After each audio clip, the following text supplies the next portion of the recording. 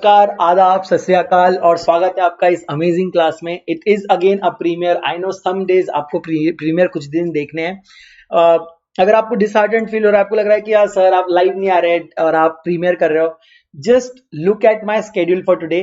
रात हो चुकी है, 11 बजेंगे और आई एम स्टिल रिकॉर्डिंग। पूरा दिन क्लास ले रहा हूँ, कंटिन्यूस रिकॉर्ड कर रहा हूँ, so that of course I want to go, I have to pack, I have to do so many things, but still I am recording classes so that आपकी पढ़ाई break ना हो.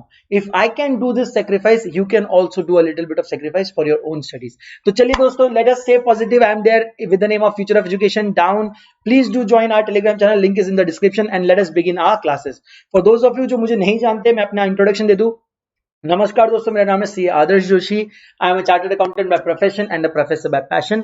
आई have wonderful grip on law and that is the reason I've been teaching law since so many years now. I've uploaded almost more than 300 videos till date for CA Foundation students in just CA Foundation channel as well as Unacademy platform. Also, other than that, I've uploaded lots and lots of videos for CA intermediate and final students as well on my personal channel to help them cope up with the studies. तो दोस्तों, आज मैं आपको एक amazing dream के बारे में बताना चाहता हूँ। ड्रीम है अनअकैडमी। दोस्तों, it's not just a platform, it is not just a platform, it's a mission. ये मिशन है कि हर एक इंसान तक बेस्ट क्वालिटी एजुकेशन हर एक कोने कोने तक पहुंचाया जाए। और ये मिशन में ये लोग सक्सेसफुल भी हो रहे हैं बिकॉज आप और हम जैसे लोग इनका साथ दे रहे हैं। तो दोस्तों, ये ड्रीम को पूरा करने में आप अभी भी मदद कर सकते हैं। आपको बस करना क्या है, ये फ्री ऐप डाउनलोड करना है and once you download the free app you can start watching so many lectures. आपको बस गोल सिलेक्ट करना है। Once you go with the goal, आपको CA foundation intermediate goal select करना है and then you will get an option to go for plus. अब दोस्तों, ये प्लस क्या होता है? तो प्लस में you will get 30+ hours of live sessions every day. आपको स्ट्रक्चर्ड कोर्सेज मिलेंगे इंग्लिश और हिंदी में। 14+ टॉप एजुकेटर्स आएंगे आपको पढ़ाने and new courses are also getting published every other month, so you can take benefit of those courses as well. दोस्तों, आपको बस करना है सब्सक्रिप्शन लेना है। अब सब्सक्रिप्शन लेते वक्त लोग बोलते हैं सर पैसा मांग रहे हैं आप, तो रुको बेटा, let me explain it to you. So in foundation you have 4 subjects and in intermediate you have 8 subjects, so in total you have 12 subjects. 12 subjects के लिए मार्केट में गिरी से गिरी हालत में भी you will have to pay 1 lakh rupees to get 12 classes, either face to face और pen drive classes. In both the cases the views are limited.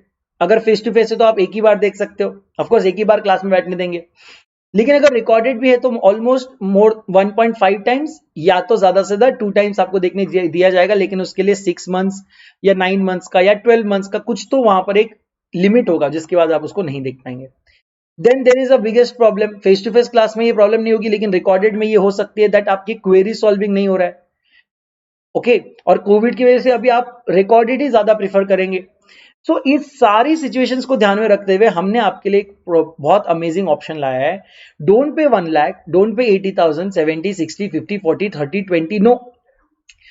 Bye if you plan to buy 24 month subscription जिसमें कि आपको जितने भी faculties है वो सब पढ़ाने रेडी है, यू जस्ट हैव टू पे 18,900, जस्ट 18,900। मैं बता दूं, let me explain it to you.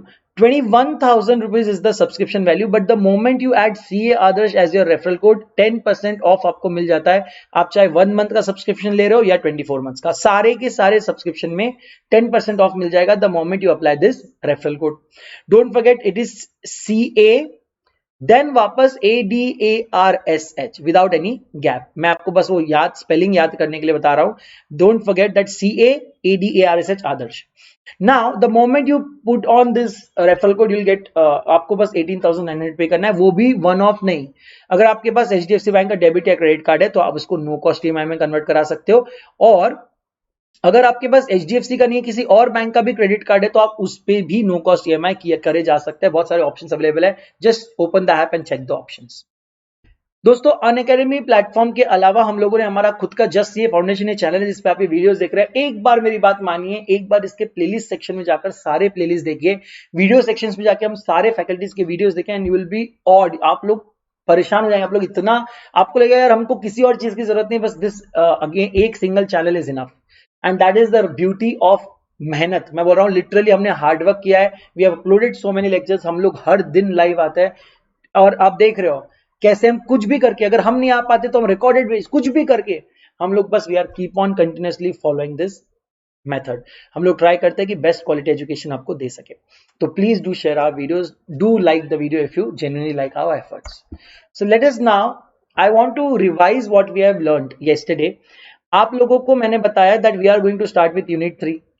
मैंने बताया आपको सेक्शन 10 के बारे में, उसमें बताए हुए 5 चीजें और उसके अलावा 6 चीजें और उसके अलावा की 5 चीजें. मैंने आपको बताया सेक्शन 11 के बारे में, जिसमें मैंने आपको बताया every person is competent to contract who is of the age of majority, is of sound mind and is not expressly disqualified. अब इसमें मैंने आपको बताया था मेजोरिटी मतलब क्या, तो इंडियन मेजोरिटी एक्ट 1875 बोलता है anyone who is 18 years of age is major and anyone who is not 18 years of age of course is a minor, and any contract with a minor is void ab initio. Perfect, very good. Now what do you mean by void ab initio? Sir, it is void since the very beginning. मैंने आपको एक case बताया था मोहरी बीबी versus Dharmdas Ghosh, जिसमें कि आपने जब आप माइनर थे आपने 20,000 का लोन लिया, उसके बदले आपने कुछ मॉर्गेज किया था. जैसे ही आप मेजर हुए आपने वो पर्टिकुलर ट्रांजेक्शन के अगेंस्ट कोर्ट केस कर दिया और ये ट्रांजेक्शन आपने कैंसिल करवा लिया because the transaction was entered when you were a minor, which is not valid. Of course void ab initio. Then हमने देखा कि sir after attaining majority even if the minor wants, after attaining majority even if that person wants, he can not ratify the contract done when he was a minor because it is void ab initio. Minor can be admitted for the benefit of any transaction. He can also, section 30 of Indian Partnership Act 1932 says that he can also be added as a partner in benefit only in case of any partnership form. Okay, so but उसके लिए आपको सारे partners का consent लेना पड़ेगा. Very good, very good, मुझे बहुत अच्छा लग रहा है आप लोगों को ये चीजें याद है. इसके अलावा हमने पढ़ा sir minor can always always plead minority. मैं बोल रहा हूं अगर आप झूठ भी, खुद भी झूठ बोल रहे हो, आप माइनर हो, आप दूसरों को बोल रहे हो गलत फेक डॉक्यूमेंट बता के आप बोल रहे हो दैट मैं मेजर हूं, still you can plead minority later on. Then liability for necessities. मैंने आपको बताया नेसेसिटीज क्या होते हैं, food, shelter, clothing, education and likewise it will depend upon the circumstances of each case, but if any necessities are provided to the minor then it can be recovered from his, reimbursed can be from the his estate. अगर आप किसी minor के मतलब funeral का expense कर रहे हो that also can be recovered from the state. Minor के एजुकेशन पे खर्चा कर रहे हो can be recovered. So but the thing is you'll have to make sure that you are not you are actually following these 2 points. Which 2 points? पहला तो whatever you are giving should be reasonably necessary for the minor. You cannot give ornaments, you cannot give any luxury, you have to give necessity. Second, जो चीज आप दे रहे हो, जो necessity और आप दे रहे हो वो उसके पास अबंडेंट में ऑलरेडी नहीं होना चाहिए. मतलब for example food, shelter, cloth उसके पास ऑलरेडी बहुत है और आप दे रहे हो देन देयर इज नो मतलब उसका कोई वैल्यू भी नहीं है and you can not recover that. And if you are following this particular things then you are good to go, you can recover the money from his state. Then contract by guardian. Sir क्या guardian contract करके minor को मतलब ये कर सकता है, compel कर सकता है? No, but in certain cases if is a registered guardian appointed by court, in fact then he can also buy or sell immoral property for the minor, but generally speaking the agreement will be void. Then no specific performance can be ever asked to be done by minor. Minor cannot get insolvent. He can be admitted in the partnership for benefit. Minor can also become an agent, but the thing is he will not be held liable अगर उससे कोई गलती हो जाए तो.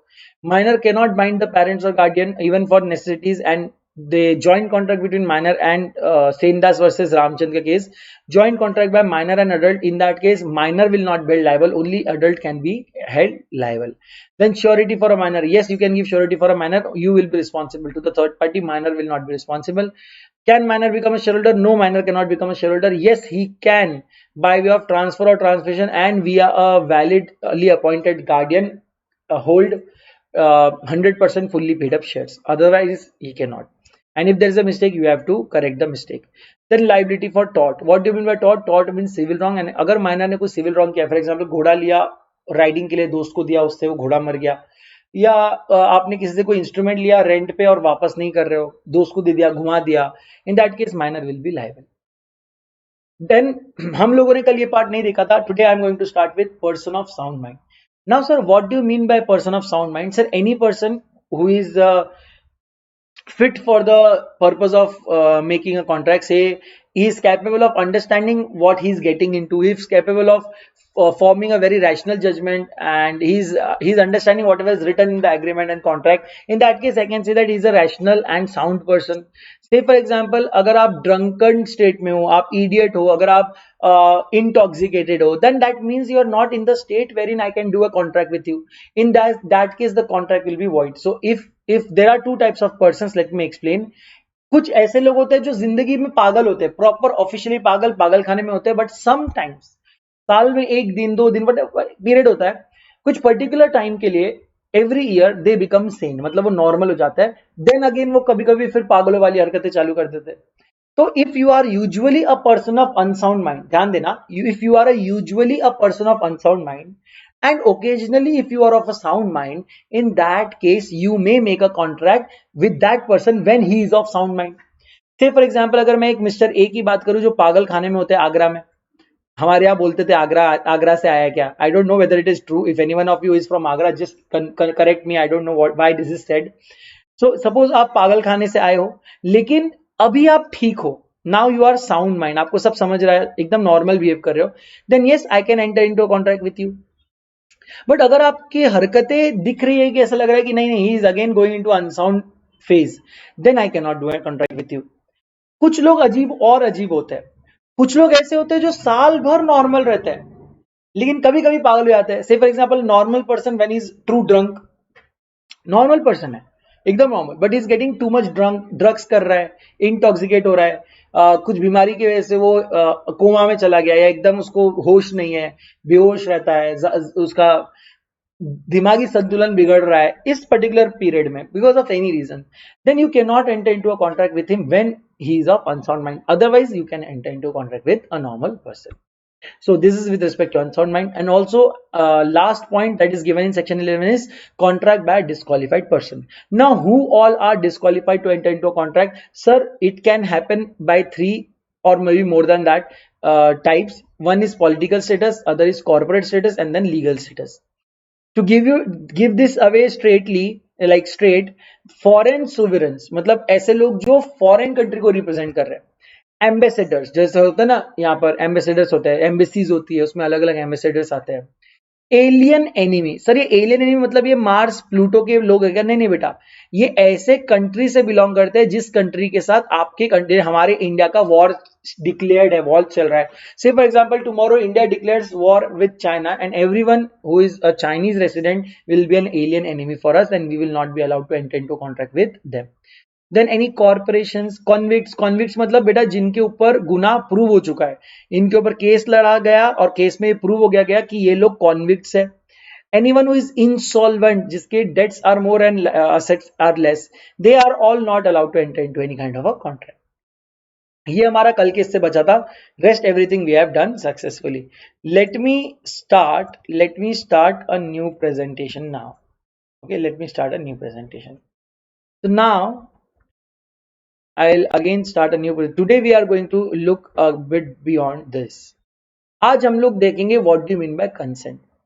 Now actually what do you mean by consent? Sir, consent मतलब क्या है? When two or more person agree to the same thing in the same sense. मतलब sir, let me give you an example of adrestia. ये मेरे जिंदगी का सबसे, मेरा खुद का बनाया हुआ सबसे खतरनाक एग्जाम्पल है, और जैसे ही आप ये वर्ड सुनेंगे आपको ये पूरी कंसेप्ट याद आ जाएगी। adrestia. This is Mr. A and he has adrestia. Sir, what do you mean by adrestia? इसके पास दो चीजें हैं, एक है शिप जिसका नाम है एड्रेस्टिया, और एक है हाउस प्रॉपर्टी। ध्यान से देखना, बहुत इंपॉर्टेंट केस लॉ है, केस लॉ नहीं है ये, मेरा बनाया हुआ स्टोरी है। एक उसके पास है हाउस प्रॉपर्टी, उसका नाम भी एड्रेस्टिया है। Now one fine day mister A made a call to mister B and he says I want to sell adrestia. क्या बोला उसने? I want to sell adrestia. B being a friend, he thought कि Mr. A wants to sell the house property, whereas Mr. A का intention था that I want to sell a ship. So what happened? A ने पूछा how much are you expecting? So अब A को क्या बेचना है? शिप। तो मिस्टर ए बोलते हैं I am expecting somewhere around 4 crore rupees. Okay, now B एकदम खुश हो गया। वाई? बिकॉज ही थॉट कि यार 10 करोड़ की प्रॉपर्टी है, 10 करोड़ की प्रॉपर्टी है ये, और ये 4 करोड़ में बेच रहा है। He instantly says yes. मतलब सर क्या हुआ? ऑफर को क्या मिल गया? एक्सेप्टेंस। मतलब they are into a promise agreement contract. Very good. Now my question to you is there any real consent here? क्या यहां पर कंसेंट हुआ भी है? सर कंसेंट का डेफिनेशन है दैट व्हेन टू और मोर पर्सन, सेक्शन 13 पढ़ रहा हूं, व्हेन टू और more persons are said to consent when they agree upon the same thing in same sense. इसको शॉर्ट में बोलते हैं agreeing upon same thing in same sense को शॉर्ट में बोलते हैं consensus ad idem. Consensus ad idem. What do you mean by consensus ad idem? इसको बोलते हैं meeting of minds. Meeting of minds. When two persons talk about same thing in same sense, then we can say that they are in consensus ad idem, and then there will be a real consent. यहाँ पर mister A को ship बेचना है, whereas mister B आ गए house property खरीदने. That means there was no meeting of minds. They were talking about two different things in two different sense, and hence there was no consent whatsoever. There was no consent whatsoever. So address दिया, आपको याद रखना है consent मतलब consensus ad idem, that is meeting of minds. Now let me ask you one more thing. Let me just remove this. Parties are said to have consented when they not only agree upon the same thing but also agreed upon that thing in the same sense. Say for example, आप दोनों mobile की बात कर रहे हैं, क्या दोनों mobile खरीदने और बेचने की बात कर रहे हैं? ये भी इंपॉर्टेंट है ना? से for example mister A mobile को सेल करने की बात कर रहे हैं, मिस्टर बी को लग रहा है कि वो रेंट करने की बात कर रहे हैं. सो यहां पर they are agreeing on the same thing but their sense of agreeing is different. A wants to sell it whereas B wants to rent it. तो इसको लग रहा है कि ये बेच रहा है जबकि इसको लग रहा है कि रेंट पे दे रहा है. So that means there is no consensus. Now, same thing must be understood as a whole content of an agreement. Consequently, when parties to a contract make some fundamental errors as to the nature of transaction or as to the person dealt with or as a subject matter of the agreement, it cannot be said that they have agreed upon the same thing in the same sense. And if they do not agree in the same sense, there cannot be any consent. और आपको पता है, मैंने आपको section 10 में बताया, without a free consent, there cannot be a contract. लेकिन sir वहां पर फ्री कंसेंट बोला है और आपने तो हमें कंसेंट बताया. तो ये कंसेंट से फ्री कंसेंट की जर्नी क्या होती है? Like how can a consent be said to be a free consent? Let us take a look. Now okay, मैं आपको एक बार ये भी पैरा पढ़ लेता हूं. If two persons either into apparent contract concerning a particular person or a ship, and it turns out that each of them, misled by similarity of name, had a different person or ship in his mind, no contract would exist between them as they were not ad idem. मैंने आपको ये पूरा explain कर दिया with example. Again, ambiguity in the terms of an agreement or an error as to the nature of transaction or as to subject matter of any agreement may prevent the formation of contract on the ground of absence of consent. In the case of fundamental error, there is really no consent, whereas in case of a mistake, there is no real consent. Sir, what do you mean by mistake? हम shortly देखेंगे. ये line आपको समझने के लिए पहले mistake पढ़ना पड़ेगा. ये बोल रहे हैं कि सर जब आपके पास fundamental error कर रहे हो आप, अगर आप fundamental error कर रहे हो समझने में, then that means in case of address, that means there is no real consent. वहां पे consent है ही नहीं. लेकिन जब अगर आप कोई मिस्टेक करते हो, mistake can be of many types, हम जाएंगे उस पे, then there is a consent but the consent is not free. Okay, so अब आपको दोनों भी केस देखना पड़ेगा. Now as has been said already, one of the essential elements of a contract is consent. मैंने आपको बताया विदाउट सेक्शन 10 भी पढ़ लेना, विदाउट फ्री कंसेंट आप कॉन्ट्रैक्ट नहीं बना सकते. And there cannot be a contract without consent. Consent may be free or not free. Only free consent is necessary for a valid contract. Now sir, what do you mean by free consent? आप अभी तक तो आपने सिर्फ consent पढ़ा है. दोस्तों free consent का definition तो और interesting है. As per section 14, यानी 13 के बाद just 14. As per section 14, consent is said to be free when it is not caused. ध्यान से देखना, not caused, underline it, when it is not caused by coercion, section 15, undue influence, section 16, fraud, section 17, misrepresentation, section 18, mistake, section 20, 21, 22. Sir 19 कहा गया आप बेटा? वो अलग section है, जब मैं सेक्शंस लर्न करवाऊंगा आपको at the end of this chapter, then we will see. So now whenever the consent has been hampered or induced by any of the five above, then I can say that the consent is not free. तो अगर आपने किसी का कोएर्शन या undue influence या misrepresentation या fraud या mistake से अगर आपने किसी का कंसेंट लिया है, then the consent will not be free. And if the consent is not free, there will be no contract. And if there is no contract, no one can enforce the agreement. Now let us understand कि किसके वजह से क्या होता है. ये बहुत important है, ध्यान से देखना बेटा. जो पहले चार आपको दिख रहे हैं ना यहाँ पे महारथी, ध्यान से देखो यहाँ पे, कहाँ गया मेरा पेन. ये जो चार महारथी आपको दिख रहे हैं ये अलग जाएंगे और ये पांचवा महारथी अलग जाएगा. मतलब sir whenever the consent is caused by coercion, undue influence, fraud or misrepresentation, the contract becomes voidable at the option of aggrieved party.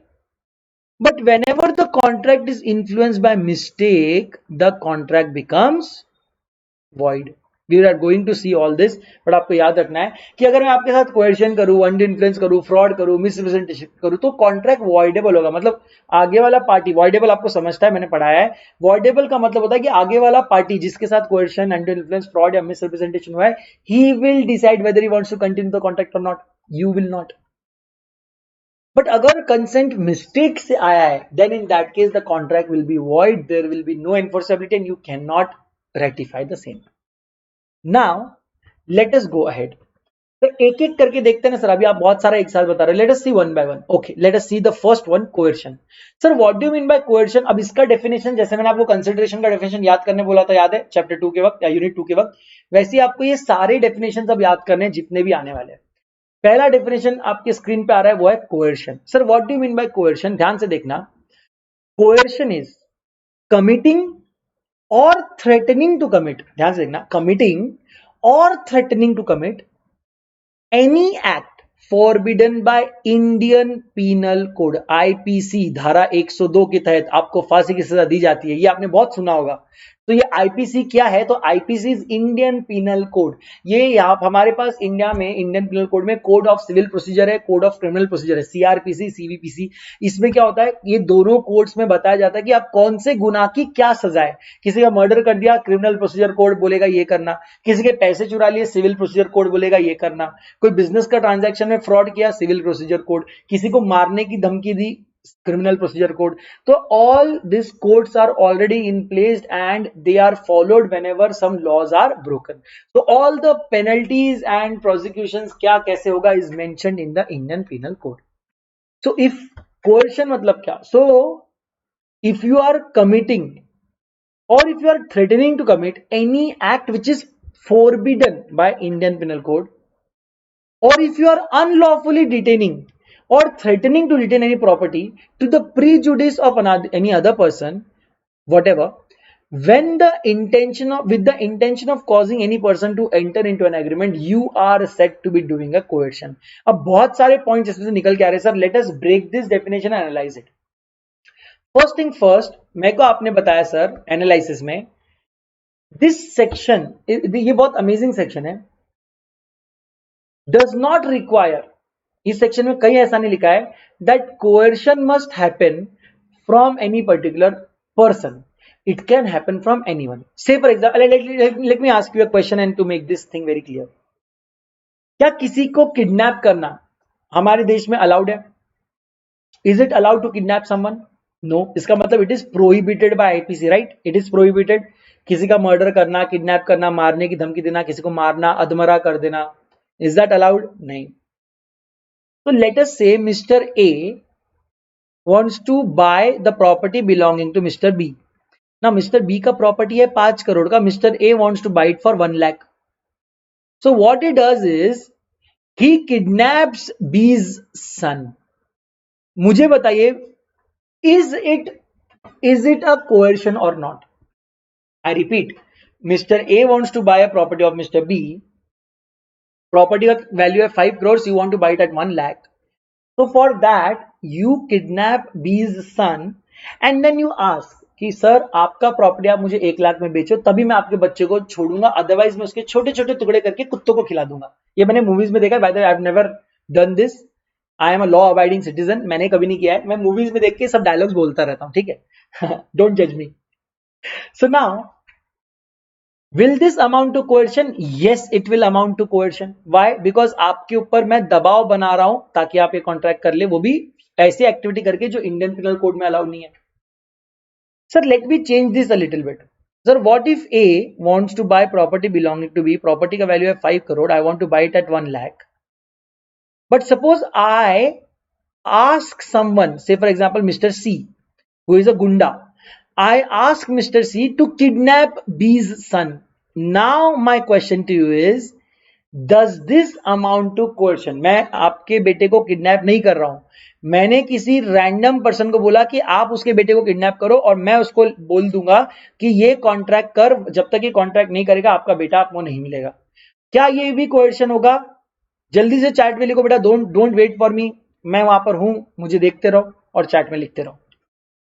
तो जी हाँ दोस्तों, ये भी कोएर्शन है। लेट मी टेक वन मोर।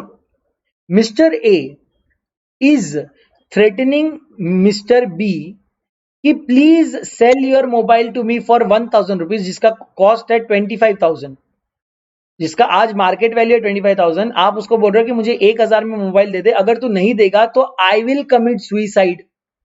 ध्यान से देखो, ए बोल रहा है बी को please give me your mobile for 1000 rupees, जबकि उसका आज का मार्केट वैल्यू है 25,000 रुपीज। यानी बाहर भी उसको 25,000 में बेच सकता है, लेकिन आप उसको 1000 में मांग रहे हो और आप उसको क्या धमका रहे हो कि अगर तू ये मुझे नहीं देता तो मैं सुइसाइड कर लूंगा। अब मुझे बताओ, क्या यहां पर कोएर्शन हो रहा है? सर ये नहीं लग रहा है ना, नो लिख रहे हैं क्या आप लोग? मैं देख रहा हूं, मैं अपनी ऐसे भविष्य की आंखों से दिखूंगा। सर ये तो लेकिन सुसाइड करेगा तो खुद मरेगा ना, बी के पप्पा का क्या जा रहा है, मरे क्या अपने ऊपर है, मर जा, बोलेंगे मर जा, नहीं दूंगा फोन। नहीं नहीं sir, suicide is also not allowed as per IPC and anything. अगर आप कोई भी ऐसा दबाव बना रहे हो जो आईपीसी के खिलाफ है तो भी ये कोएर्शन रहेगा। इसके ऊपर क्वेश्चन आ चुका है ये एग्जाम में, ये जो मैं मजाक नहीं कर रहा हूं, ये यहां पर बैठ के मैं, ये आ चुका है एग्जाम में। Now let me again ask you something else. Sir what if, अब मुझे एक लॉजिक बताइए, इंडियन पिनल कोड कहां लगता है? सर इंडियन पिनल कोड केवल इंडिया में लगता है, इंडिया के बाहर नहीं लगता। सर अब देखो क्या हुआ, ए ने बी को यूएसए की टिकट दी और उसको यूएसए लेकर गया। ए ने बी को यूएसए की टिकट दी और उसको यूएसए लेकर गया। My first question two is IPC applicable in USA? क्या इंडियन पिनल कोड यूएसए पे अप्लाई होता है? नो, इंडियन पिनल कोड ये लॉ ऑफ लैंड है, मतलब ये इंडिया का लॉ है, ये सिर्फ इंडिया में लगता है, जहां पर भी कॉन्स्टिट्यूशन उसको पावर देता है। इंडिया का संविधान इंडिया के बाहर के कंट्रीज के लिए कोई पावर नहीं रखता, and hence IPC does not apply to USA. Now mister A in USA says to mister B कि if you don't sell me your property for 1 lakh rupees, जिसका वैल्यू 5 करोड़ है, I will murder you, या I will beat you black and blue, और I will kidnap your son, और I will do suicide। अगर कोई भी एक धमकी देता है which is not valid, which is not lawful as per IPC, क्या ये कोएर्शन है या नहीं है? अब तो आप पक्का मुझे गलत आंसर देने वाले हो, पक्का। सर ध्यान देना, लॉ में लिखा है अगर आप आईपीसी के बाहर की कोई भी चीज करते हैं तो आप मतलब आईपीसी के अंदर की कोई चीज करते हैं तो आप कोएर्शन कर रहे हो, right? Anything which is prohibited by IPC if you do that means आप कोएर्शन कर रहे हो। बट यहां पर यूएसए में इंडियन पिनल कोड नहीं लगता, और क्योंकि यूएसए में इंडियन पिनल कोड नहीं लगता, अगर आप यूएसए या मैं कोई भी इंडिया के बाहर की कंट्री में या इंटरनेशनल वाटर्स में अगर आप ऐसे हरकतें करते हो तो क्या ये कोएर्शन माना जाएगा या नहीं? It will still be known as coercion. जी हाँ दोस्तों, it will still be known as coercion. It is nowhere mentioned that anything you can do beyond IPC should be done within India only. It is nowhere written like that. So even if you break IPC but not in India, outside India, still the act will be known as coercion. मजा आ रहा है? बहुत खतरनाक है ना? अरे sir क्या बताऊं। ओके, तो अभी हमने बहुत बातें कर ली। Let us analyze the definition once again. Let me just read out the definition for you guys. Coercion is committing, मतलब आपने कर दिया, और थ्रेटनिंग टू कमिट, यानी आप डरा रहे हो कि मैं कर दूंगा, any act forbidden by Indian penal code. अगर आप कोई भी ऐसी एक्ट करते हैं जो इंडियन पिनल कोड आपको मना करता है, or unlawful detaining or threatening to detain any property. Now let me give you one more example. Mr. A आपके बहुत घनिष्ठ मित्र यानी बहुत अच्छे फ्रेंड है, उन्होंने आपसे आपकी बाइक मांगी, आपने उनको bike they the. He was supposed to return the bike in 2 days. 4 दिन हो गए, he has not yet returned the bike. So you made a call. आपने बोला कि अरे हाय ए कैसा है मेरे भाई. ए से हाँ एकदम अच्छा हूं, आप बोलो. तो आपने बोला अरे वो बाइक लग रही थी यार, बाइक देना. ए बोलता कौन सी बाइक है, कौन सी बाइक, मैंने तेरे को 4 दिन पहले बाइक दी थी मेरी, तू बोला 2 दिन में ला कर दूंगा, तूने मुझे कभी बाइक नहीं दी. ओ तेरी दिल टूट गया भाई साहब, मेरे बेस्ट फ्रेंड ने धोखा दिया. गैरों से क्या शिकवा करना सर, अपने धोखा देते हैं अपने. अब क्या बोलूं सर, छोड़ो अब क्या बोलूं यार. तो सर अब ये तो धोखा हो गया. तो इसको क्या बोलते हैं, इसको बोलते हैं unlawful detention of property. If you are detaining my property, that too unlawfully, or if you are not detaining but you are threatening to detain, in both the cases it will amount to coercion. Say for example, मेरी गाड़ी आपने रख ली और बाद में ए बोलता है देख अगर तू अपनी बाइक चाहता है तो मुझे 10,000 रुपए पे कर. यानी मेरी बाइक जो तू जबरदस्ती पकड़ के बैठा है, उसको लेने के लिए मैं तुझे 10,000 रुपए दूं. हाँ, I will see you in court of law. So यहाँ पर this is again coercion and you can involve police in this. So unlawful detaining or threatening to detain any property to the prejudice of any person. Prejudice मतलब loss हो सकता है किसी और को इसकी वजह से, with the intention of causing any person to enter into an agreement. So this is what is known as coercion. So let me analyze one by one. The section does not require that coercion must proceed from a party to a contract. मैंने आपको बताया. Nor is it necessary that subject to coercion must be other contracting party. It may be directed against any third person. Whatever following are the essential ingredients of coercion. मतलब जब A और B contract कर रहे हैं, जरूरी नहीं है कि A ही इस पे कोercion कर सकता है, कोई थर्ड पार्टी भी कोercion कर सकता है. और ये भी जरूरी नहीं है कि कोercion बी के साथ ही होना चाहिए, बी के अलावा कोई और, बी का बेटा, भाई बहन, बंधु, पति पत्नी, माँ बाप, किसी और के साथ भी कोercion किया जा सकता है and will still be a coercion. यानी आप डायरेक्टली पार्टी के साथ करो कोercion, थर्ड पार्टी पार्टी के साथ करे कोercion, आप पार्टी के रिलेटिव या थर्ड पार्टी के साथ करो कोercion, आपकी थर्ड पार्टी रिलेटिव पार्टी के रिलेटिव या पार्टी के थर्ड पार्टी के साथ कोercion करे, still it is known as coercion and the contract will be voidable. मैंने बताया ना, coercion, undue influence, fraud और misrepresentation, ये 4 केसेस में the contract becomes voidable. Mistake के केस में it becomes void. The first thing, if you are committing or threatening to commit any act which is forbidden by Indian Penal Code, any unlawful detaining or threatening to detain any property to the prejudice of the person whatever, with the intention of causing the other person to enter into an agreement. Now कुछ और points. Sir, it is to be noted that it is immaterial whether the Indian Penal Code is or is not in force at the place where the coercion is employed. मैंने आपको example दिया USA का. अब USA में Indian penal code नहीं लगता, but sir it is immaterial, वहां पर आईपीसी लगे या ना लगे, it will still be known as coercion. या now sir what are the effects of coercion? बेटा देखो, contract induced by coercion is voidable at the option of the party whose consent was so obtained. As to the consequences of rescission of voidable contract, the party residing a void contract, if he is received any benefit thereunder from any other party to the contract, restore such benefit so far as may be applicable to the person from whom it is received. Sir नहीं समझा, एक बार बताइए. Suppose mister A ने mister B के सिर पे gun रखा और बोला कि आपका ये 1 करोड़ का जो प्रॉपर्टी है मेरे को 10 लाख में दे दो. अब मुझे एक बात बताओ, 1 करोड़ का एल ए के जान दो, अब लैक्स, इधर ऐसा लिखना चाहिए था या वैसा.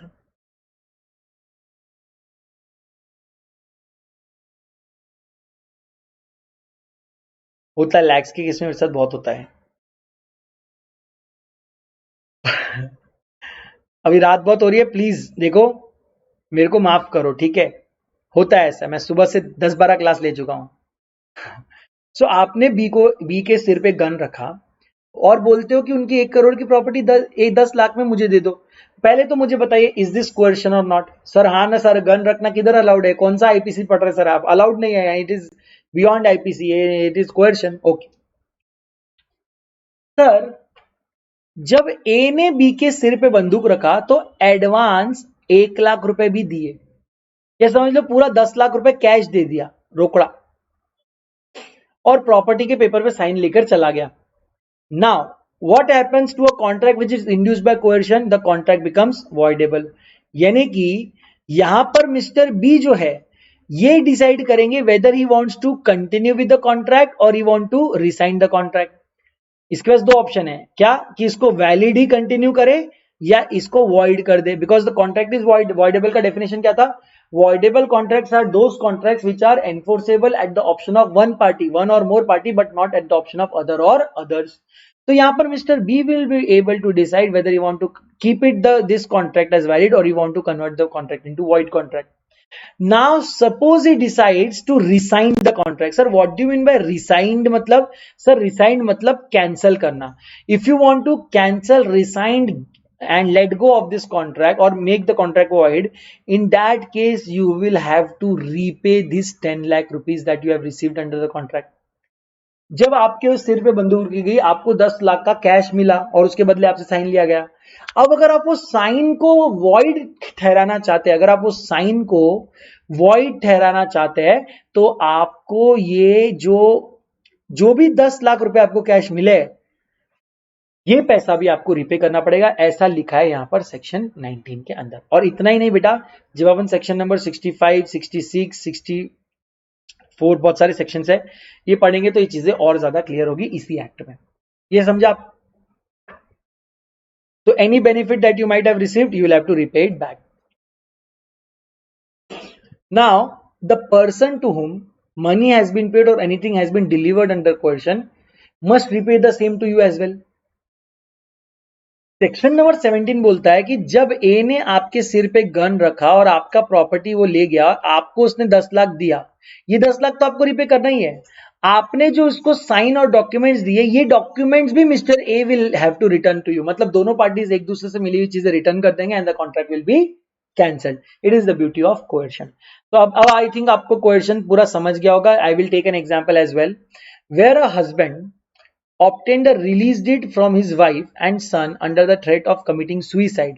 एक husband ने relief deed मंगा ली अपने wife और son से by threatening to commit suicide. The transaction was set aside on the ground of coercion, suicide being forbidden by Indian Penal Code.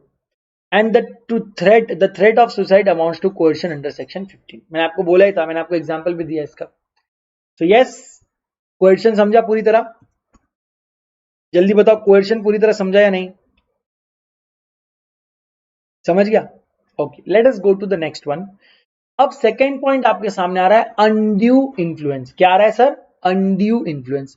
Late us see what do you mean by undue influence. According to section 16 of the Indian contract 1872, a contract is said to be induced by undue influence where the relations subsisting between the parties are such that one party is in a position to dominate the will of the other and uses that position to obtain unfair advantage over the other. अब ये यहाँ पर बहुत सारी चीजें देखने लायक है, मैं आपको एग्जांपल दे रहा हूं। Let me give you an example of undue influence. Say for example, there you have a father. Of course, everyone has a father, right? Almost everyone. Now, father has a near relationship with a son, है ना? बाप बेटे का relation है। What happens is, सन ने एक नया car खरीदा, से फॉर एग्जाम्पल 10 lakhs का। Father, because he is in dominating position, मैं अगेन बता दू, father is in dominating position. Dominating position मतलब what do you mean by dominating position? Sir, father के पास उतना राइट है कि वो अपने बच्चे का विल इन्फ्लुएंस कर सके। डोमिनेटिंग पोजिशन मतलब ऐसी पोजिशन कि आप किसी और की इच्छा को बदल सको। मतलब सन की ना इच्छा होते हुए भी आप उससे कोई काम करवा सकते हो, इतने आपके पापा डेंजर है। सभी के पापा रहते हैं। Now suppose the father using this dominating position convinces his son to sell this car to him for 1 lakh rupees. Oh my god, so many wrongs in this. Sir एक तो पहली बात देख, कार 10 लाख की है और आप उसके फादर हो और वो आपका सन है, यानी कि आप डोमिनेटिंग पोजीशन में हो, वो इन्फ्लुएंस हो रहा है आपसे और आप उसको अपनी पोजीशन को मिसयूज करके उसको इन्फ्लुएंस कर रहे हो और उसकी 10 लाख की प्रॉपर्टी 1 लाख में ले रहे हो। कितना ही निर्दयी बाप हो तुम, ऐसा कैसा, अरे कैसा भाई, कैसा ऐसा पॉसिबल है? लेकिन सर ऐसा होता है। So in this case it is said that father has induced his son to consent to this transaction. Hence I can say son का जो consent है is not free, and if his consent is not free, which directly means that no contract comes to the force, and if no contract comes into the force, the contract becomes voidable. No contract comes into force, and then what happens? You will repay 1 lakh to him and the father will give back your car to you. As simple as that. समझे आप? Because again the contract is becoming voidable. Again the contract is becoming voidable at the option of son. हमेशा option उसको दिया जाता है जो aggrieved party है. Aggrieved party मतलब बिचारी पार्टी है जिसके साथ बुरा हो रहा है. So yes, let us read once this definition and इसको एनालाइज करते हैं. A contract is said to be induced by undue influence where the relations subsisting between the parties are such that one party is in a position to dominate the will of others and he uses that position to obtain the unfair advantage over the others. I am sorry if this is not feeling that interactive जो हम usually करते हैं ना. मैं ऐसा देखता हूँ आपको याद करता हूँ, आपसे नाम लेता हूँ, हाय गुड मॉर्निंग, सारी चीजें नहीं हो पा रही, मुझे भी दुख हो रहा है. लेकिन I am trying to be online. मैं भले ही ट्रैवल कर रहा हूँ पूरे 7 दिन, but I will try to be online जितना पॉसिबल हो सके. A person is deemed to be in a position to dominate the will of others where he holds real or apparent authority over the other. Real authority मतलब जैसे father सन, teacher student, mother सन, ये real authority है. Where he stands in a fiduciary relationship. What do you mean by fiduciary relationship? Relationship of trust. जैसे एक student अपने teacher को trust करता है, एक बच्चा अपने पिताजी को ट्रस्ट करता है, एक बच्चा अपने माँ को ट्रस्ट करता है, एक पति अपने पत्नी को ट्रस्ट करता है, पत्नी अपने पति को ट्रस्ट करती है, भाई अपने बहन को ट्रस्ट करता है, बहन अपने भाई को ट्रस्ट करती है. This are all relationships of trust. इसको बोलते हैं fiduciary relationship. Where he makes a contract with a person whose mental capacity is temporarily or permanently affected by reason of any age, illness, mental or bodily distress. For example, old illiterate person.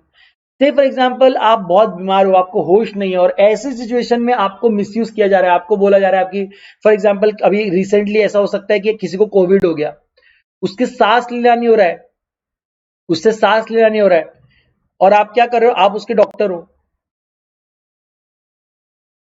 Okay, बंदे से सांस लेना नहीं हो रहा है, आप उसको बोल रहे हो कि गिव मी 1 लाख,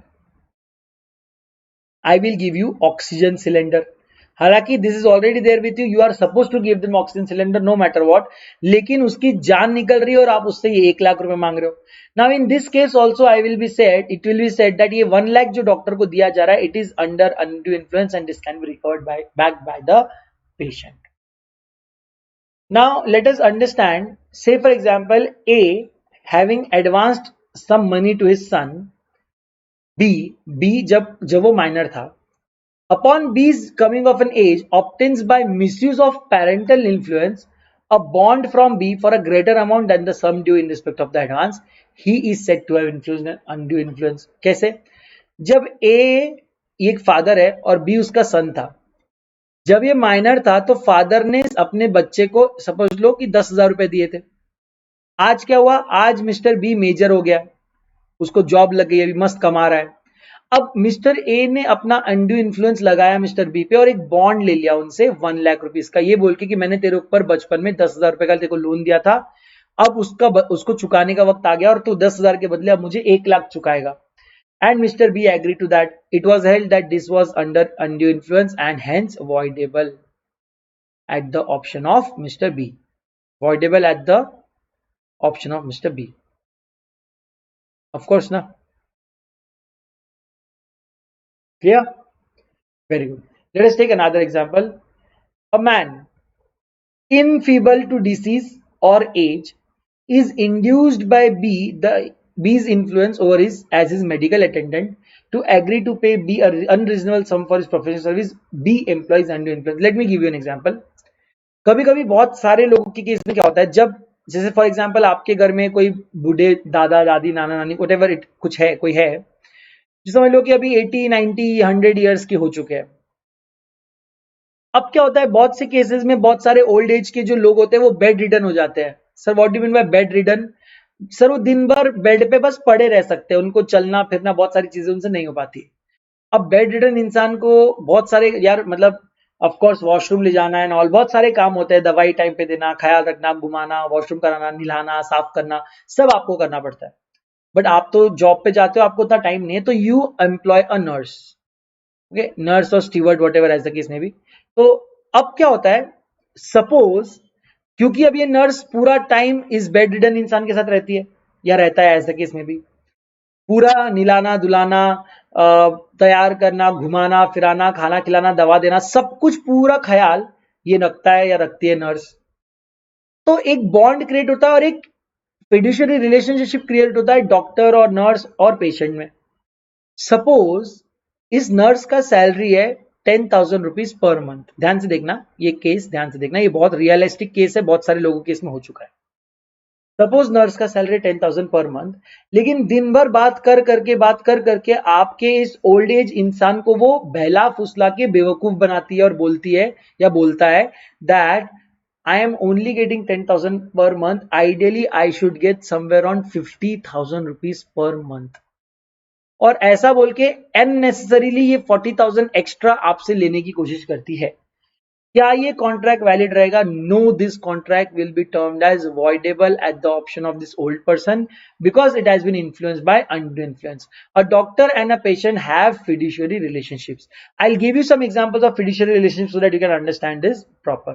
कुछ तो लोग ऐसे हैं कि ऐसे ओल्ड एज लोगों की प्रॉपर्टी हड़प रहे हैं, पैसा नहीं प्रॉपर्टी हड़प रहे हैं। सोचो बहुत डेंजर है। तो लोग कभी कभी लॉयर करते हैं, आपने अगर किसी लॉयर को बुलाया, किसी बुढ़े इंसान ने लॉयर को बुलाया कि भाई मेरी वसीयत लिख, मैं जैसा ऐसा बता रहा हूं कि मेरे ये प्रॉपर्टी मेरे इस बेटे को जाएगी, मेरी वो प्रॉपर्टी मेरे उस बेटे को जाएगी, और मैं अनपढ़ हूं, मुझे लिखना पढ़ना नहीं आता, इसलिए मैं लॉयर अपॉइंट कर रहा हूं। अब मैंने मरने से पहले बोल दिया मेरे ये प्रॉपर्टी ये बेटे को लिखना, वो प्रॉपर्टी वो बेटे, मैंने सब बोल दिया, उसने हाँ करके सब लिखा, और बाद में बोलता है सर यहाँ पे अंगूठा लगाओ। अब मेरा बचपन से मैं उसको जानता हूं, मैं उसको भरोसा करता हूं और मैं अंगूठा लगा देता हूं, क्योंकि मुझे पढ़ना लिखना नहीं आता, मैंने कुछ ना पढ़ा ना लिखा, बस मैंने अंगूठा लगा दिया। और मेरे मरने के बाद या मुझे बाद में मुझे पता चला कि इसने सब कुछ प्रॉपर्टी खुद के नाम पे लिखवाया था, या 10-20% प्रॉपर्टी खुद के नाम पे लिखवाया था। ये तो चीटिंग है सर, उसको क्यों मैं प्रॉपर्टी दूं? वो लॉयर है, उसको फीस मिल रही है। बट क्या करे, अब आपने साइन स्टैम्प कर दिया है, सो यहां पर आपको प्रूव करना पड़ेगा that undue influence has happened in this case. Sir what if हम तो टपक लिए, तो हम टपकने के बाद लीगल रिप्रेजेंटेटिव्स जो होंगे मेरे, वो लोग प्रूव करेंगे कि ये वकील ने यहाँ पर चीटिंग की है, there was no reason for my father to give away his property to this वकील, he has induced undue influence, और इसके बाद वो प्रॉपर्टी वापस दी जाएगी। तो इतना ध्यान से आपको उसमें देखना पड़ेगा। So a lot of cases like this can happen. Say for example, a man, Mr. A, being in debt to Mr. B, the money lender of his village, contracts a fresh loan on a term which appears to be unconscionable. It lies on B to prove that the contract has not been induced by undue influence. एक case law है इसका, राम चरण versus समी उद्दीन अहमद खान, इसका case law है, मैं आपको बताऊंगा। जब वो केस लॉ आएगा तो मैं आपको ये पॉइंट बता दूंगा। अनकॉन्शनेबल बार्गेन, ये याद रखना, ये केस लॉ आने वाला है आपको अभी, ये मैं आपको पढ़ा दूंगा, है ना। समी उद्दीन अहमद खान का केस है, बहुत अच्छा केस है, मैं आपको बताऊंगा। Let's go two example number 4. A applies to a banker for a loan at the time when there is stringency in the money market. Sir, what do you mean by stringency? No one is giving money to anyone. No money flow in market. मतलब लोगों के पास पैसा नहीं है, bank के पास पैसा नहीं है, जैसे कोविड-19 वाला सिचुएशन है। उस ऐसे सिचुएशन में मैंने लोन के लिए अप्लाई किया जब बाहर मार्केट में लोन देने के लिए नहीं है बैंकर्स के पास। Now the banker declines to make the loan except at unusually high rate of interest. मैं बैंक के पास गया, मैं बोला एचडीएफसी बैंक मुझे 1 करोड़ का लोन चाहिए, जल्दी से दे दो। एचडीएफसी बैंक बोलती है सर आपने मार्केट देखा है क्या? मार्केट में किसी के पास पैसा नहीं है, आज के डेट में 10 रुपए का भी लोन देने कोई तैयार नहीं है। मैं आपको चलो किसी तरह जुगाड़ करके 1 करोड़ का लोन दे भी दूंगा, तो मैं आपको कोई 6 और 8 और 10% पे नहीं दूंगा, मैं पूरे 18% पे लोन दूंगा। बोलो आप एक्सेप्ट है? तो मैं आपसे अनरीजनेबली एक्स्ट्रा रेट मांग रहा हूं, क्या ये अनड्यू इन्फ्लुएंस हुआ या नहीं हुआ? जल्दी से मैसेज करके चैट में लिखिए। बैंकर आपसे due to stringency in market, banker आपसे अनरीजनेबल रेट ऑफ इंटरेस्ट मांग रहा है, एक्सट्रीम ज्यादा रेट ऑफ इंटरेस्ट मांग रहा है। इज इट अंडू इन्फ्लुएंस और नॉट? सर जितने लोगों ने लिखा है कि ये अंडू इन्फ्लुएंस है, वो सारे आंसर्स गलत है। This is not undue influence. Why? Because there is a stringency in market, यानी मार्केट में लोगों के पास पैसा नहीं है। Banks are not giving away loans. अगर बैंक्स लोन नहीं दे रही है इतने, व्हेन, अरे सिंपल इकोनॉमिक्स में आपको मोनिश सर ने बताया नहीं क्या? When there is no supply या when there is very low supply, prices tend to increase and hence of course interest rate तो बढ़ेगा. So this is a transaction in the ordinary course of business and the contract is not induced by undue influence. It is just a matter of demand and supply. People asking for loan are more and people giving the loan or depositing a money are less, and hence bank is valid, it is valid for the bank to charge that extra interest for the same. Okay, let us analyze this section. The essential ingredients under undue influence are as follows. There has to be a relation between the parties. Relation कैसा होगा sir? Near relation होना चाहिए, जैसे बाप बेटा या doctor patient, real and near relation. Sir there has to be a position to dominate the will of other party. Sir यानी sir relation ऐसा होना चाहिए ना that one party is in a dominating position and it can dominate the will of another party.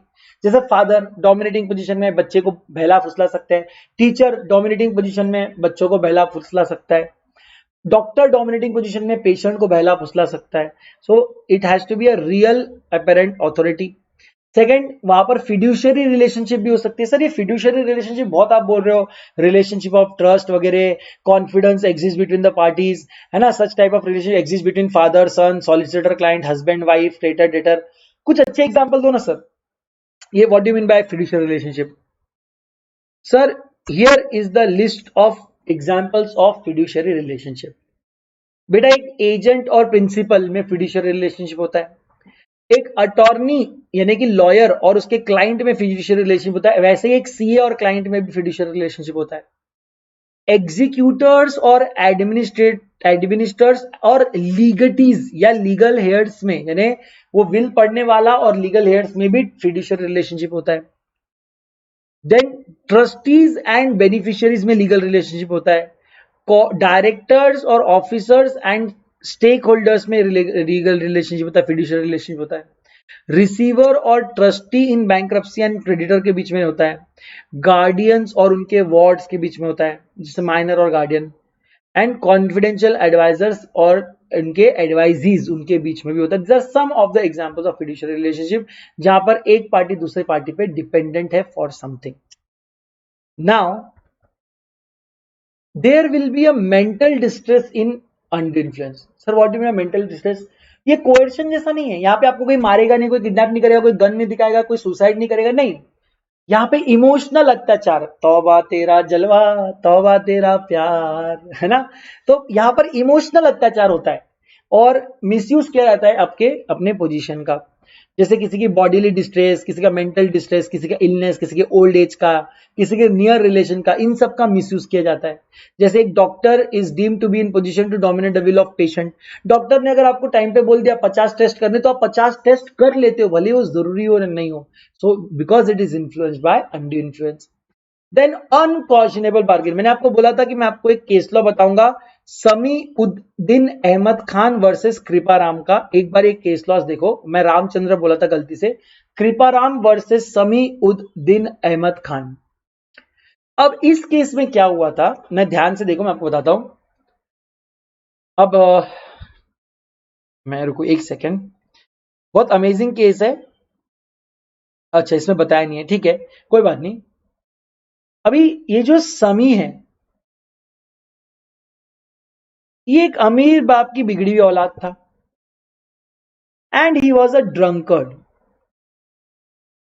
He was, बोलते ना कि वो सट्टा लगाना, फुल पीना पाना, बहुत खर्चीला, बहुत ब्रांडेड कपड़े पहनने का, ब्रांडेड कपड़े, बड़े जगह पे रुकने का, बड़े होटल्स में रुकने का, होटल्स में जाने का, होटल्स में खाने का।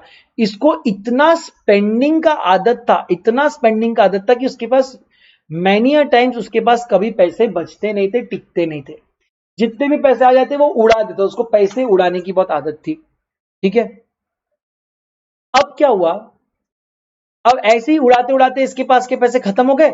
तो इसने क्या किया, ही बोरोड 90,000 रुपीज फ्रॉम कृपाराम। अब देखो कृपाराम कितना स्मार्ट है।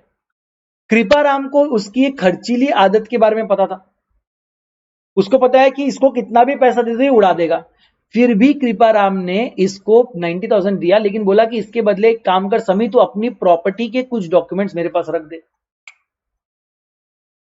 कृपाराम को मालूम था कि ऐसा करते करते इनडायरेक्टली वो प्रॉपर्टी इसकी हो जाएगी और उसको कम रेट में मिल जाएगी। लेकिन सर कम रेट में कैसे हो, तो कहीं ना कहीं पैसे पे कर रहा है ना। अभी वो 90,000 पे किया ना उसने, तो प्रॉपर्टी उसकी भी होगी, तो कम रेट में कैसे हुई, तो पैसा भर ही रहा है। अरे रुको, ठहरो, ठहरो जरा, रुको, रुको, बता रहा हूं।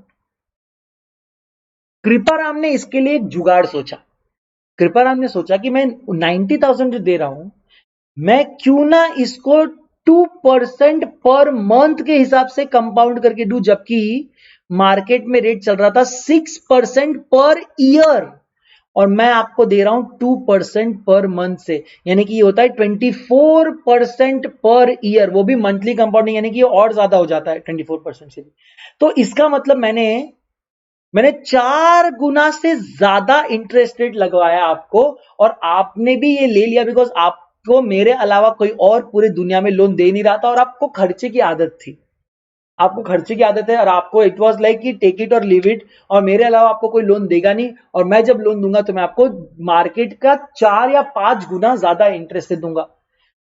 अब मिला कि नहीं इसको फ्री में घर।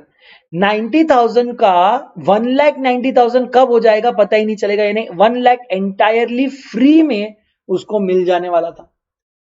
लेकिन समी उद्दीन अत खान को कभी तो दिमाग आया, और वो चला गया कोर्ट में, और उसने कोर्ट में जाकर बोला कि सर, ये जो कॉन्ट्रैक्ट हुआ है कृपाराम और मेरे बीच, it is influenced by undue influence. कैसे?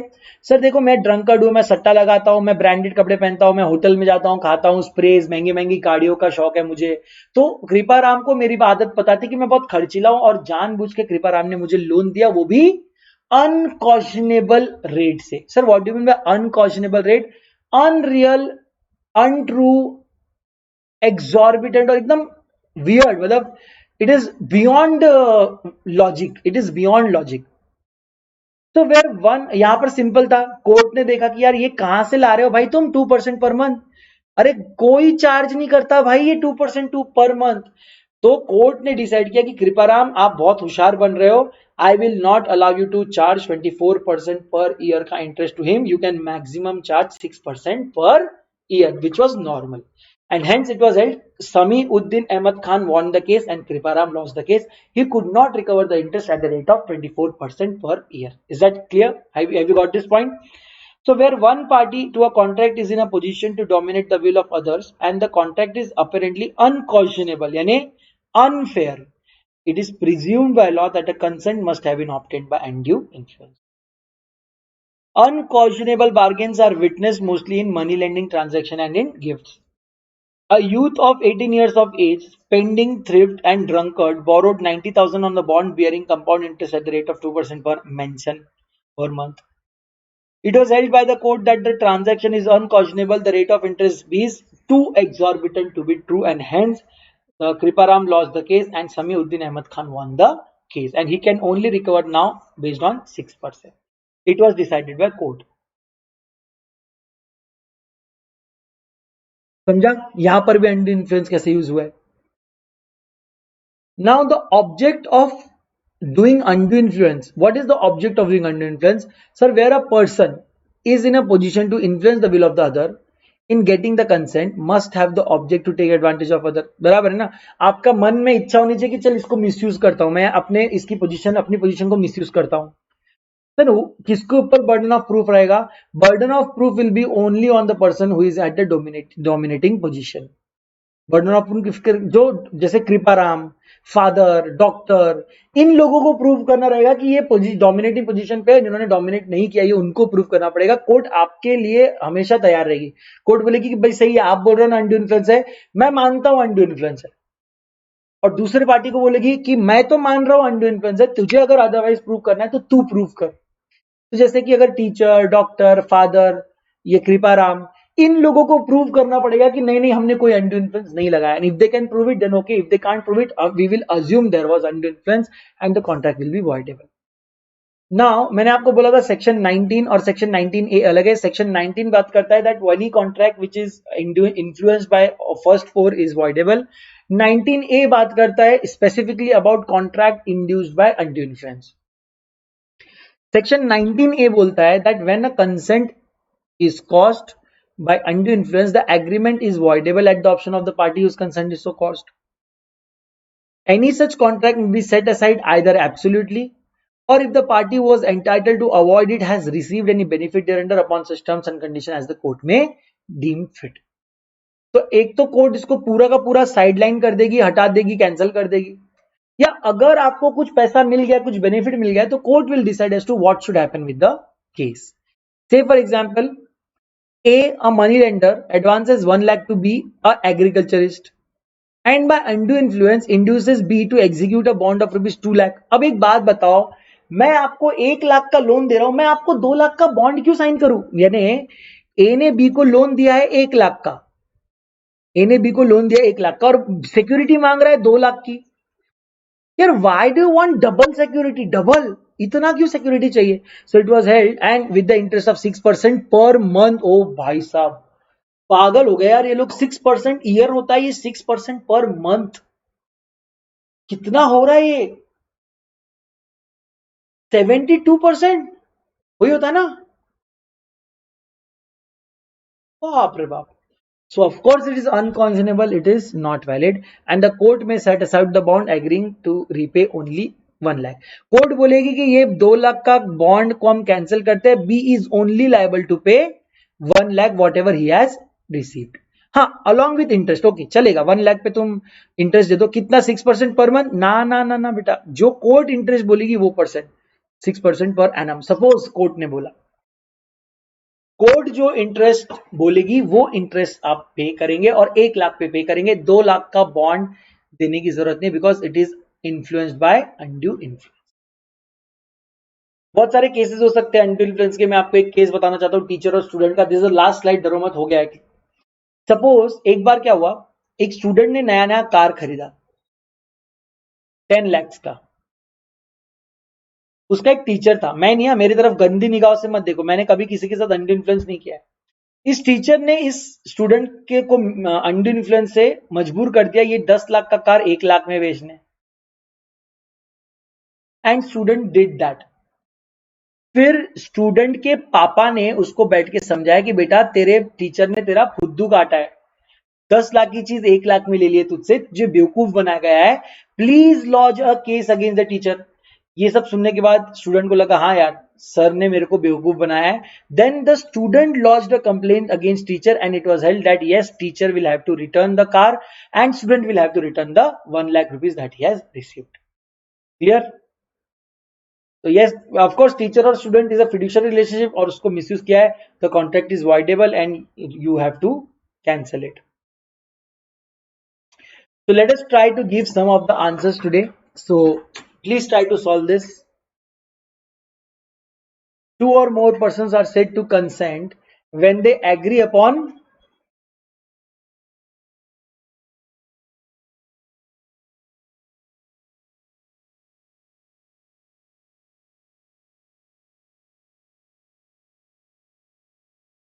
when they agree upon very good same thing in same sense। जल्दी से लिखने का 1A 1B 1C ऐसा जो भी आंसर है। Second, consent is said to be free when it is not caused by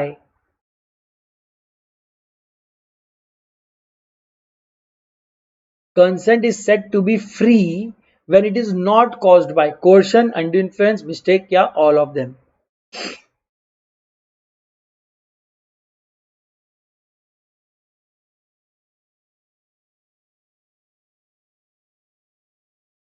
very good, all of the above. इसके अलावा फ्रॉड भी है। Then the unlawful detaining or threatening to detain any property to the prejudice of any person whatever is called what? Unlawful detaining or threatening to detain someone's property। मैंने आपके दोस्त का example लेता है, आपके दोस्त आपसे बाइक लेकर गया और खुद के घर रख दिया, बाद में बोलता है पैसा दे और बाइक ले जा, तो उसको बोलते हैं unlawful detaining. So unlawful detaining is what? Under influence, mistake, coercion, none of the above.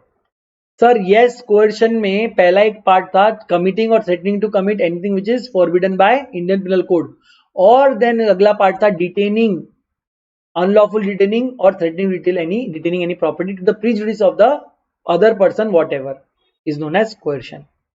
Next, a person is deemed to be in position to dominate the will of the other where he holds a real or apparent authority over the other, where he stands in a fiduciary relationship with the other, where he makes a contract with the person whose mental capacity is temporarily or permanently affected, या all of the above।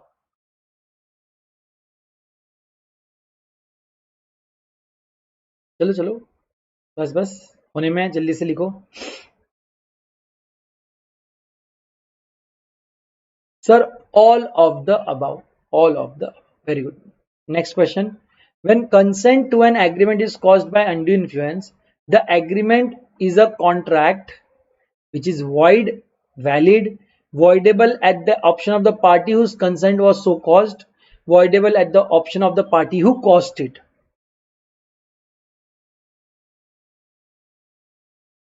5 का क्या है? A B C D.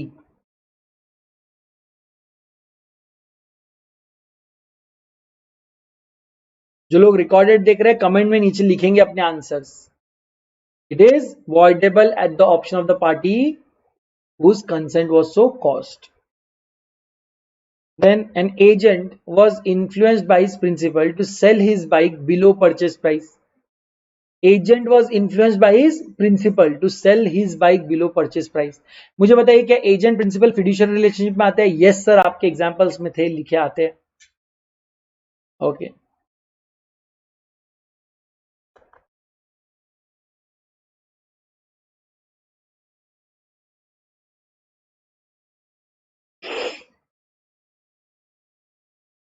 Very good, mistake, my bad my bad, undue influence is the answer. होता है यार, ये answer बेटा, undue influence is the correct answer. Okay, चलो next, when the consent of the party is obtained by coercion, the contract is।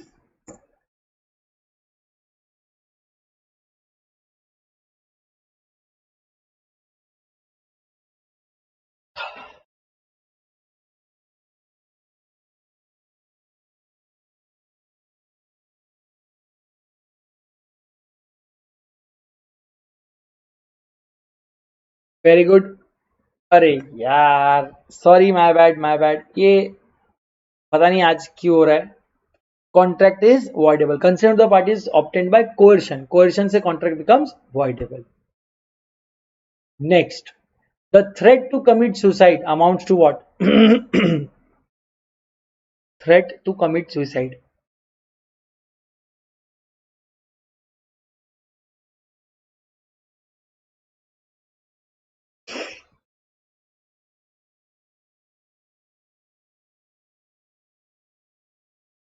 Threat to commit suicide amounts to what?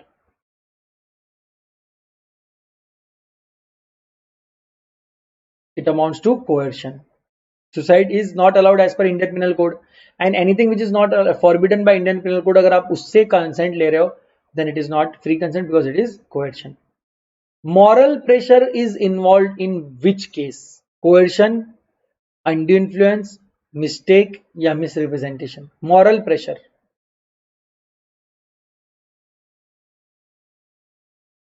moral pressure is involved in the case of what?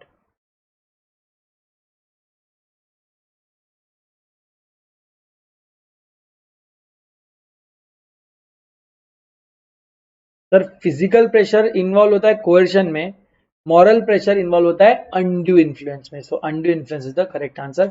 Physical pressure gun लगाना, मारना, तकलीफ देना, चोरी करना, kidnap करना, assault करना, वो सब आता है कोएर्शन में। इमोशनली अत्याचार आता है अनड्यू इन्फ्लुएंस में। So I think you guys will love me because I love you all. मुझे बहुत अच्छा लगता है आप लोग के साथ पढ़ना पढ़ाना। देखो ऐसा हार्ट की तरह मेरे बीट कर रहा है ये आई लॉ यू ऑल, सब बीट कर रहा है कि नहीं। So if you like this lecture, if you like my efforts, रात में कितने भी बजो, 11 बजो, 12 बजो, मैं रिकॉर्ड कर रहा हूँ, आवाज नहीं आ रही है, मल्टीपल क्लासेस हो रही है, बट तो अगर आपको ये एफर्ट्स अच्छे लगते हैं, प्लीज बड़ी बड़ी बड़ी संख्याओं में आइए क्लास में और हम लोग अच्छे से पढ़ाई करेंगे। Thank you for joining in, God bless you all. Don't forget to hit a like, share, subscribe and also don't forget to use referral code C Adarsh. No matter आप किसी और के क्लासेस के लिए भी अगर आप प्लस लेना चाहते हो, फॉर एग्जाम्पल आप किसी और सब्जेक्ट के लिए किसी और फैकल्टी का क्लास देख रहे हो जो प्लस में है, so for that you want to buy plus, क्योंकि मेरा क्लास तो यहाँ पर मिल रहा है, बट बाकी फैकल्टीज के लिए अगर आप प्लस में जा रहे हो तो don't forget to use referral code C Adarsh. आप कोई भी रेफरल कोड से सारे क्लासेस अनलॉक होता है। ऐसा नहीं है कि सी आदर्श ये किया तो सिर्फ मेरा देख पाओगे, नहीं, आप सी आदर्श करके जितने भी फैकल्टीज प्लस में पढ़ाते हैं आप सभी के सारे लेक्चर्स देख पाएंगे पूरे टाइम तक, जितने भी टाइम का आप सब्सक्रिप्शन ले रहे हैं। बट इससे क्या होगा, मुझे बहुत सपोर्ट मिलेगा, बहुत बहुत बहुत सपोर्ट मिलेगा और आपको भी 10% ऑफ मिलेगा। So let us help each other out. मैं भी बहुत एफर्ट्स डाल रहा हूँ, मेहनत कर रहा हूँ, आप भी प्लीज मुझे रिकॉग्नाइज कीजिए। Love you lot, thank you for joining in, God bless you all, stay safe, stay cool and I will see you in the next batch. God bless you all.